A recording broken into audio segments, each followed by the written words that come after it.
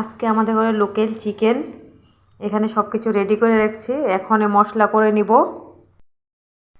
মাংস মাখার জন্য আমি দিচ্ছি হলুদ 1 চামচের মতো, 1 চামচ লবণ, 2 চামচ দিয়ে দিলাম। পরে দেখব এখানে গোটা রসুন, তেজপাতা আর মশলাটা পেস্ট করে রাখা এখানে দিয়ে দিচ্ছি।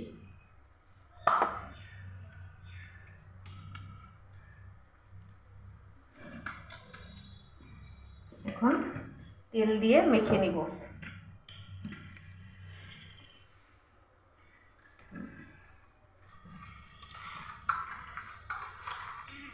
মেখে এখন ঢেকে রাখবো, কিছু আধা ঘন্টা পরে আসবো। আধা ঘন্টা পরে ফিরে আসছি। মাংসটা এখন আধা ঘন্টা পরে এরকম রিভিউ আসছে। আমার তেলটাও গরম হয়ে গেছে, বসিয়ে দিয়েছিলাম আগেই। এখন আমি পেঁয়াজটা লাল লাল করে ভেজে নিব, মাংসর পেঁয়াজ এটা।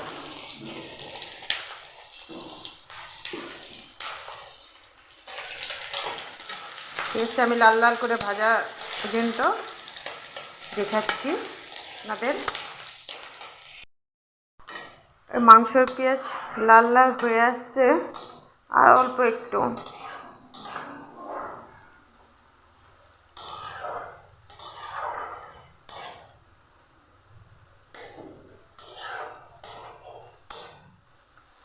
হয়েই গেছে গিয়া মোটামুটি।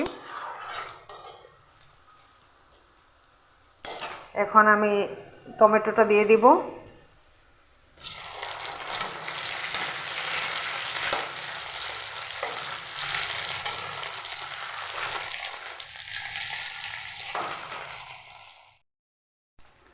এখন আমি মাংসটা দিয়ে দিব। আমার পেঁয়াজ লাল লাল হয়ে গেছে, মাংসটা আমি ঢেলে দিয়ে দিব।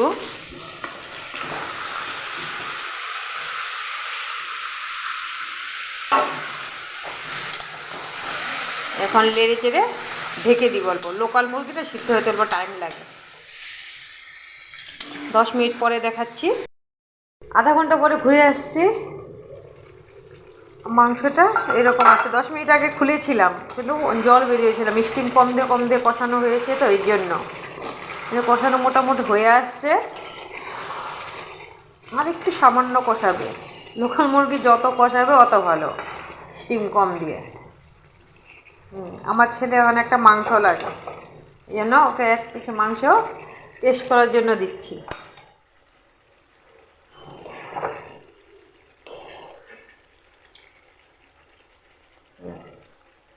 সে দেখতো লবণ হয়েছে নাকি।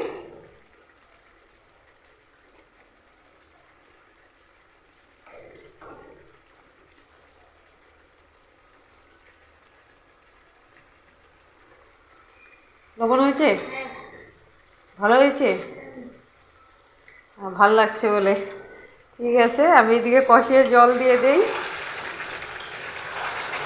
পুরা কষানো হয়ে আসছে, সাইড দিয়ে তেল বেরিয়ে আসছে।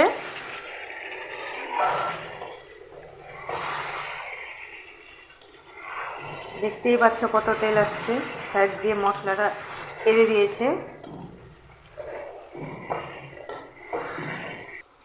আমি জল দিয়ে দিচ্ছি, বেশি জল দিব না, মাখানো মাখানো রাখবে।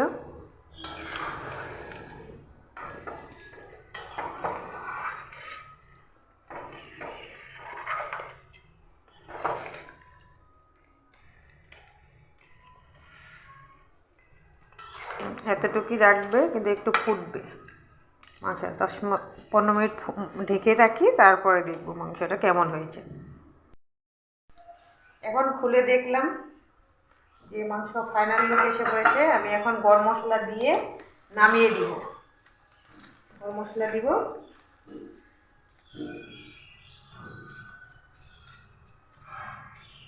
গরম মশলা দিয়ে এখন নামিয়ে দিব।